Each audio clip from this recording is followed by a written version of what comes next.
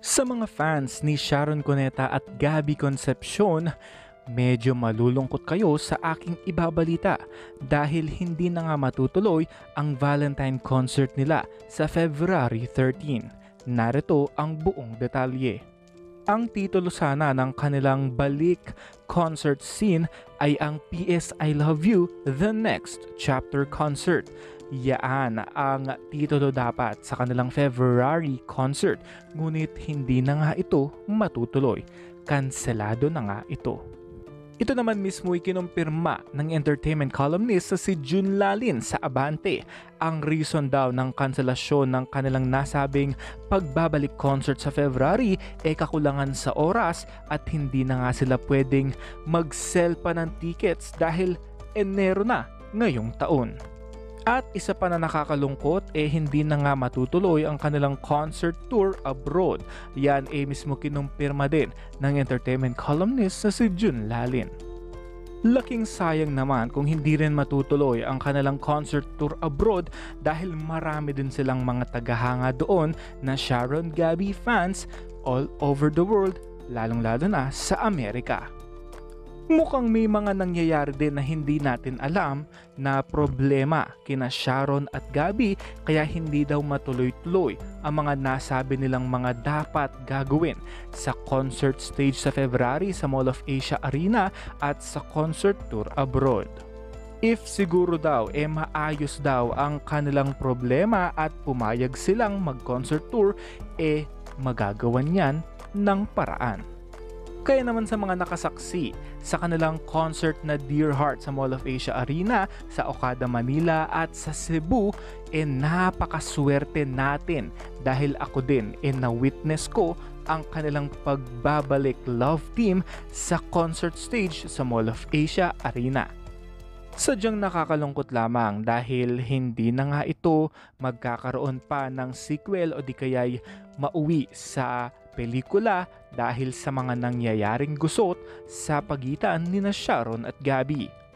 Marami kasing mga hulat, mga espekulasyon na lumalabas na kung saan itong si Sharon Cuneta hindi pa daw ito nakaka-move on sa kanyang ex-husband na si Gabby Concepcion. Maraming mga interviews lalong-lalo na sa Fast Talk with Boy Abunda na kung saan meron siyang mga tell-all questions and answers doon na tungkol sa kanyang married life at sa kanyang buhay doon. Akala ng mga Sharon Gabby fans ito na ang simula ng pagbabalik love team ni Sharon at Gabby sa concert at sa big screen. Lalong-lalo na nag-reunited din sila ng kanilang anak na si Casey Concepcion on stage. Marahil pwede silang gumawa ng pelikula kasama si Casey Concepcion, ngunit parang malabo ulit ito dahil sa mga nangyayari sa pagitan nilang dalawa. Kaya naman ating balikan at ating sariwain muli ang opening number ng Dear Heart concert ni Sharon Cuneta at Gabby Concepcion at ang moment nila with Casey Concepcion. Narito, sabay-sabay natin itong panoorin. So sabi ni Direk Danny, April, Jimmy, masok mo dito sa kwarto at mag-uusap tayo. Magkakaroon tayo ng workshop. Teka muna, magkakaroon tayo ng workshop. Nalala mo yun? You remember? Hindi kayo nag-uusap. Paano kayo magkakaroon ng kissing scene? Kaya hindi kayo nag-uusap. O sige, Gabby, Sharon, halika pumasok kayo sa kwarto. Alam mo, Gabby, tingnan mo na. Alam mo, Gabby, pagkatapos ng kissing scene, baka may love scene. Ano? Okay. Baka may love scene. Paano natin gagawin yun? Okay, so ngayon, diyan kayo sa loob ng kwarto, paglabas ko at lumabas na kayo, gusto ko okay na kayo. Okay? Bakit tayo? Ano itong nangyari sa Ano nangyari sa kwarto? Mga baliw? Ayun, si Casey! Nasa si Casey! Hindi ba? Hindi, Dear Heart yun Ano na yan? Dahil siya ang sita. Ano na to? Tapos na yung tipo. Sa 522. Okay. Ano ka ba? Sa totoo. She had a wish and a dream. Yes. And we would like to fulfill that dream for her as well as maybe have the three of us stand here together Cheer like the family Sabi mo muna, we once were and always will be. Ladies and gentlemen, Maria Cristina Cassandra Cuneta Concepcion. ito ang madalas kong pinagdadasal na sana one day we could sing a song together. I'm glad you came. But this was a surprise. Yes. I just found this out. This is impromptu. Biglaan. Ang galing mag-aral nito kasi alam mo naman, nasayo ko man. Hindi ko lang din na mag-aaralan to. Pareho kami. Pero I have a song for Chris. You have a song for her. Sing that song. Usually, this song is sung as a love song for weddings, for someone you love. Tonight, I will sing it for my eldest daughter. I have 4 children. I do not have 3. I have 4. The first child to come and make me feel like a mother was this not so little girl beside me anymore. But she made my life complete. And if there is anything I regret,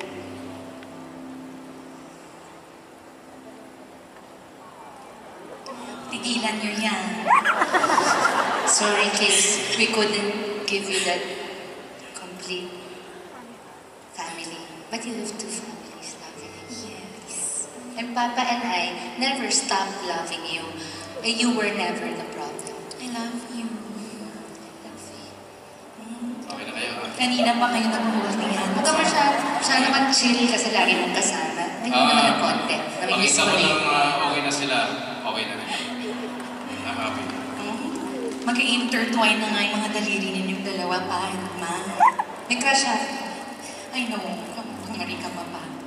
Sandali lang. Oh, confirm. Sandali lang. Sabi ko may crush siya kanyang papa niya. Sabi niya, I know. Ma, tagal natin nagsama tayong dalawa lang. Oo. Sige, kaya nga pagbibigyan kita.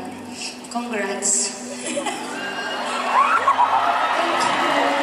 Grabe, para naman ako nasa isang panaginip.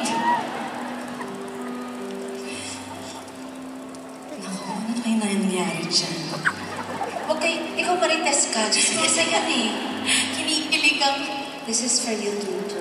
This is for your kukay, kachuchay, katutay, tuti, tutu, my baby girl. My eldest. Saling pusa ako dito. Ikaw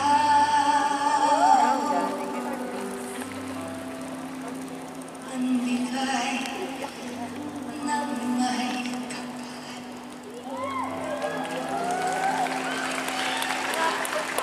Dugo sa aking dasal.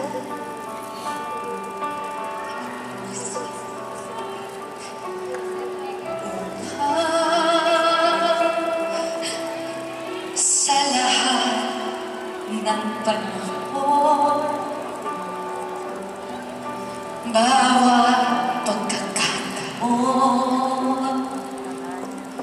ang mahalin kong baby ko'y ikaw.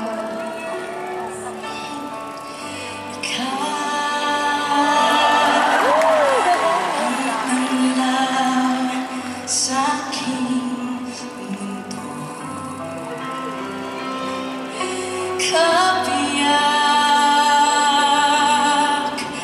nitong puso ko.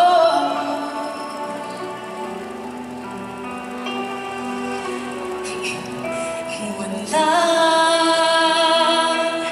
di kahadimang saglit. May away na sa likod. Teka na, moment ko to. My gosh! Ang sarap niyang makita together sa isang stage. So happy. Ngayon kailan may ikaw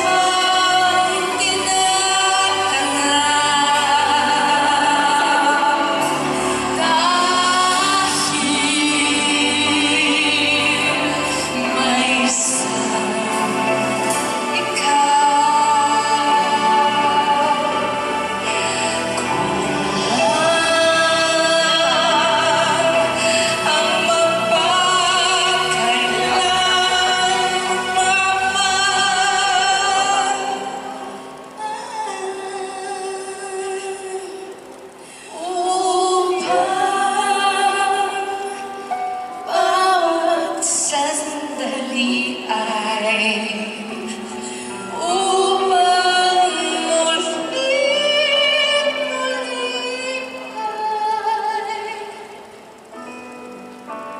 ang mahalin ay